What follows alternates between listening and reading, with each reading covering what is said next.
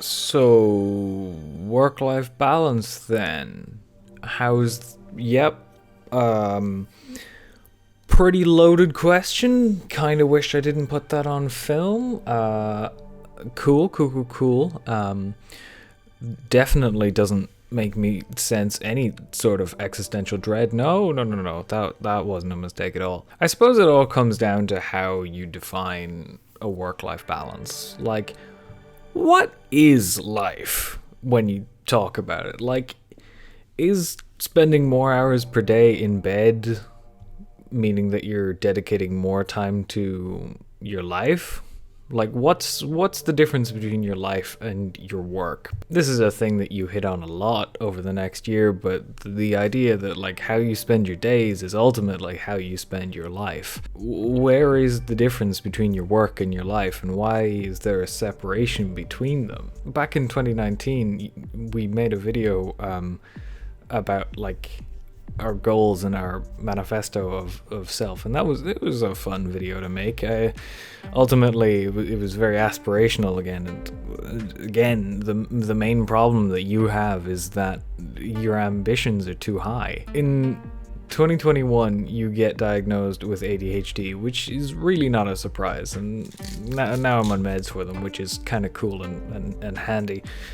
But kind of a side effect of this is that we have too many ideas, we take on too many things, and we're very bad at managing time. Along with that, you and I have a very unregulated productivity pattern. Like, we don't operate in ways that make sense, and it doesn't, like, help for planning. So fitting in things that need to be done and planning ahead for things that we want to do, it's a nightmare. Returning back to that video that we made in 2019, we spent a lot of time discussing the quantifiable self, which is still to this day something that I am quite a fan of. I am a lover of data. I recreationally make spreadsheets about various data points in my life. It's very fun. That's why at the start of every video we've got the little data points about our day and the weather and so on. It's something that I have sort of an obsession about. If I look at the data, I can see that the time that I've spent on university and so on has decreased compared to you. However, simultaneously, I can also see, if I look at my grades, that I'm performing worse. So to say that things are in balance is, I wouldn't go that far. I think the main problem that you've had is not so much a problem with balancing work and life. It's a problem with how you spend your free time. You don't seem to view it as being a high quality.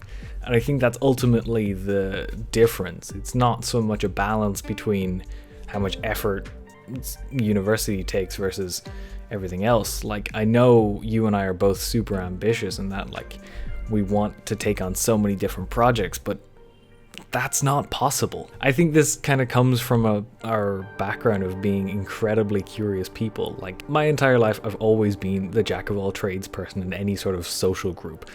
I'm always the person who has the broadest baseline knowledge but no expertise. I will be able to connect concepts from different disciplines, but I'll never be able to explain them in thorough detail. I am a C student at best in university, but I'm a C student across the board.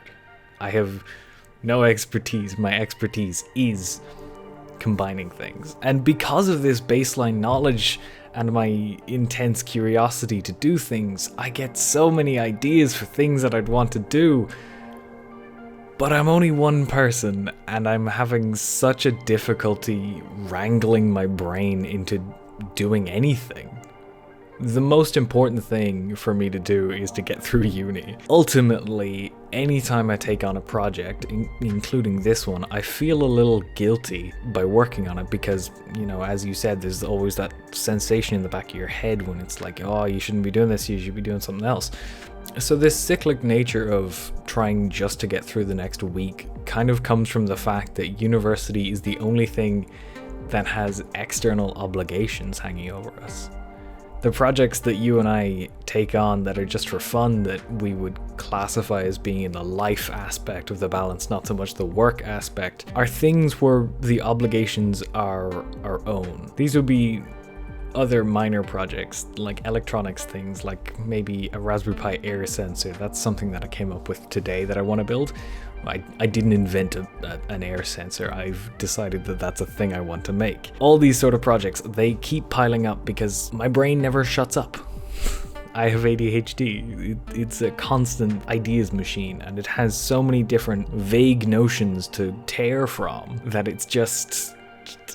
You asked for advice, and I don't have anything to give to you. And you said that if that was the case, then what the hell have I been spending the past year on? And honestly, I've spent the last year getting worse. Yeah, I'm unhealthier. I don't know, potentially less happy? I don't know. I'm not proud, but I'm still alive. And honestly, considering how 2020 went, still being alive is honestly kind of a success story in and of itself. So I'm sorry I can't give you excellent news, but at least I got prescribed medication to help with the nightmares in my brain. Past Ellen, I'm sorry to let you down, but I'll see you tomorrow. Good luck in calculus.